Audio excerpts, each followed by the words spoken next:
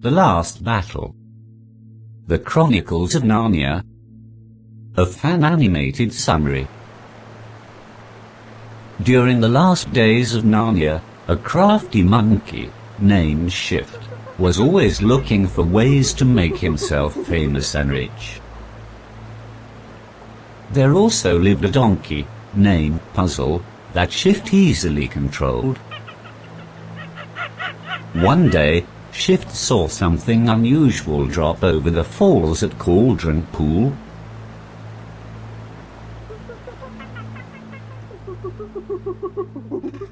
He made Puzzle jump in, who struggled to retrieve the thing. It was a lion's skin.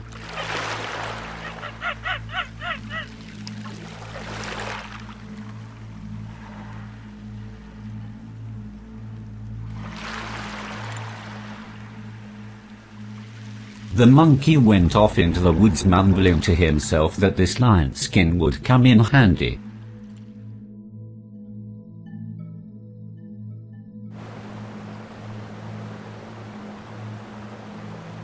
After a while, Shift brought back the patched up skin, and was looking for Puzzle. The donkey knew rudimentary right from wrong, but Shift was easily able to convince Puzzle to go along with his plan. The donkey would impersonate the great lion Aslan. Adjusted after a loud thunderclap, Shift was again able to convince Puzzle that the thunder was really Aslan's approval. "My name is King Tyrion." Sometime later, I heard rumors that Aslan had returned to Narnia. I was trying to confirm this for myself. When I saw Runewit, the centaur, approaching, I hurried to meet him. The centaur explained that the stars gave the opposite indication. According to Runewit, Aslan had not returned. Just then a forest dryad approached, in great distress. She said that someone was cutting down the ancient trees. And just as suddenly, the dryad died. I immediately sent Runewit off to gather the army.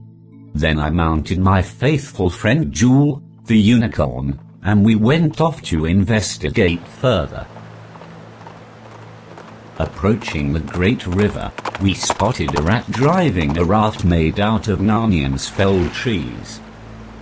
The rat said that the trees are being cut and being taken to the Calorman's country, at Aslan's direction.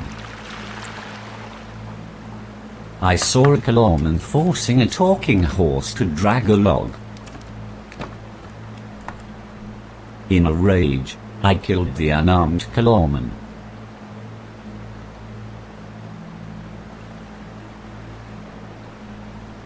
Going away in confusion, both Jewel and myself felt sorry that we had supposedly went against Aslan's will. We decided to turn ourselves into the new authority in Narnia. The Calormen were delighted that they had captured me, the King of Narnia. But we were surprised that a silly-looking monkey seemed to be in charge. This Shift told us that Aslan had commanded the whole venture, and was inside the stable. I demanded to see Aslan, but the monkey said I was unworthy to seat Aslan, since the god Dash and the Narnians Aslan are one and the same. I called the monkey a liar, and that Dash and Aslan could never be the same. With that, Shift had a fit, and ordered the Calorman captain to bind me to a tree, and take Jewel away as a slave horse. In the evening, I saw the monkey light a bonfire.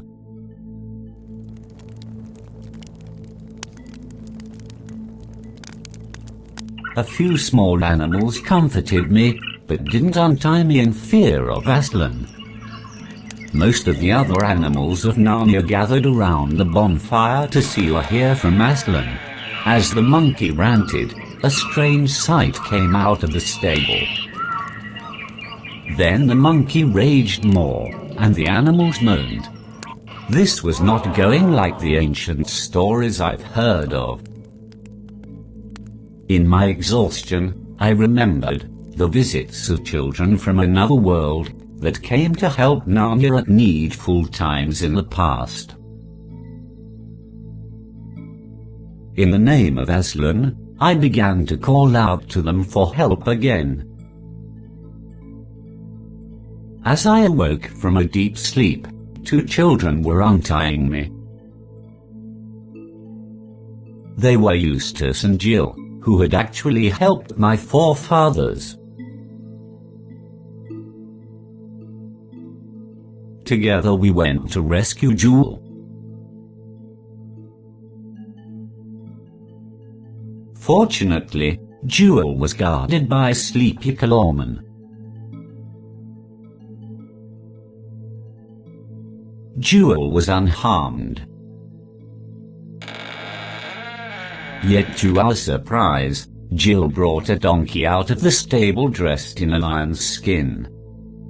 Jill protected the donkey from my wrath.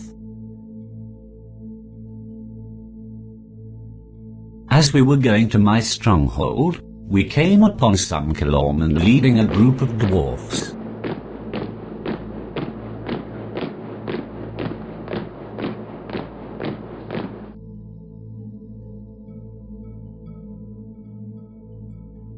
We rescued those ignorant dwarfs.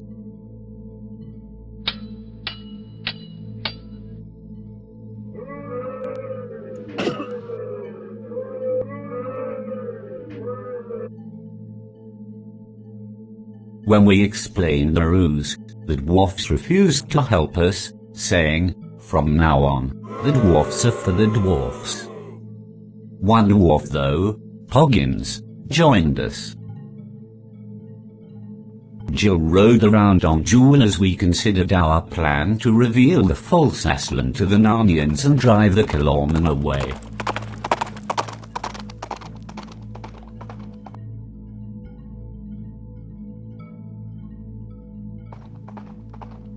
Then Farsight, the eagle, came and gave us some bad news.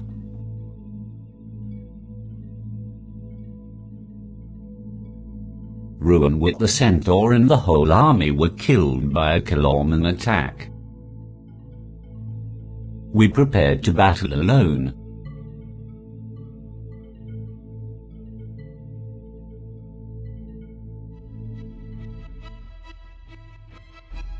In the evening, we heard, and then saw an evil spirit passing through the forest.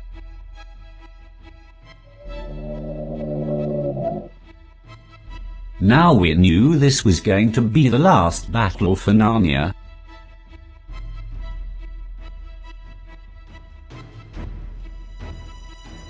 A few Narnian creatures gave us some moral support, but little else.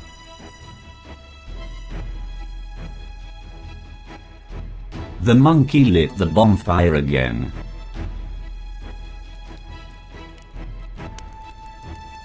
We thought we could show the donkey dressed in the lion's skin, so that the truth could prevail. However, the Kalorman came in force. Then the Kalorman captain began calling on Tash, while the Narnian animals fled in terror. The captain took shit and threw him into the stable. It was obvious that a double cross was happening. A young soldier asked to see Tash, and supposedly was allowed to do so, but the captains thought that young man was foolish. The captain pepped up his soldiers in the name of Tash.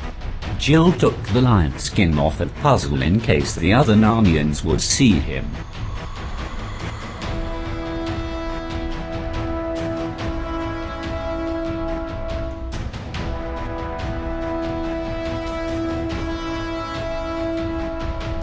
When the dwarfs showed up, we thought they were on our side, so we attacked, but the dwarfs began attacking both us and the Kalorman with shouts of, "The dwarfs are for the dwarfs."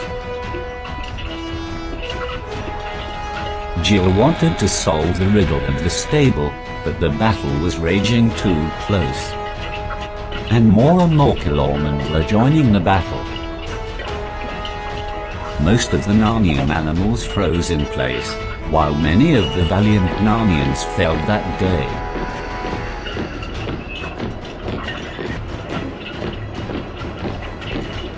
I managed to force the Kilormen captain into the stable. The dwarfs were forced into the stable too. The fighting was so intense, we thought we'd take our chance inside the stable.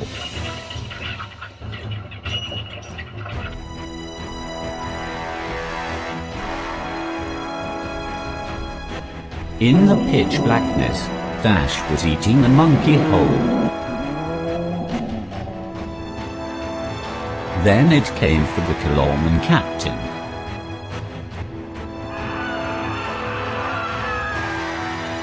But with a growl from Aslan, the monster Dash fled far away into the darkness. Nearby, the dwarfs were sitting in the darkness, but could be clearly seen. They just ignored Aslan's growl and repeated again, "The dwarfs are for the dwarfs."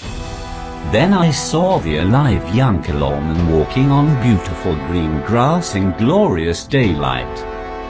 He was surprised by the appearance of Aslan. He argued, but Aslan forcefully revealed the truth to him. And so, he too had the opportunity to trust Aslan before death had claimed his soul. Next I saw Poggins the dwarf filled with joy.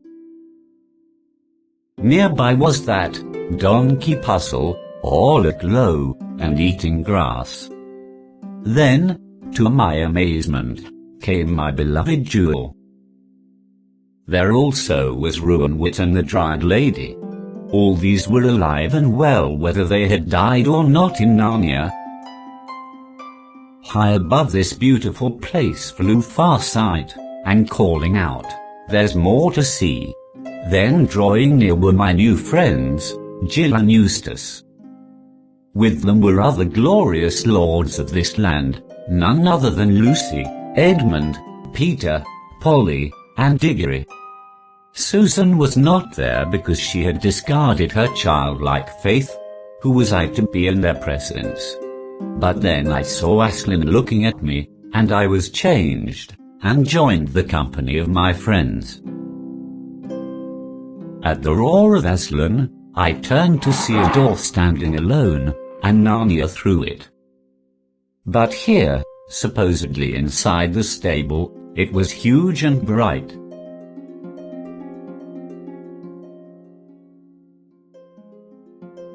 We watched as Time awoke from his long sleep, and blew his mighty horn.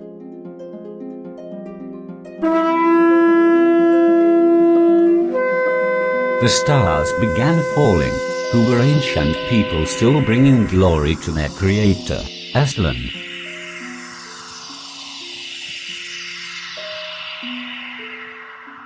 Then all of Narnia's animals streamed to Aslan's right if they had trusted in him, or to the left into darkness if they had not. And that was the last we saw of Aslan's shadow. Sadly, a red sun rose over Narnia for the last time, for the giant Time extinguished it. Narnia grew dark, and the stable door was locked forever. Aslan said, "Now the trial is over, the never-ending holiday has begun."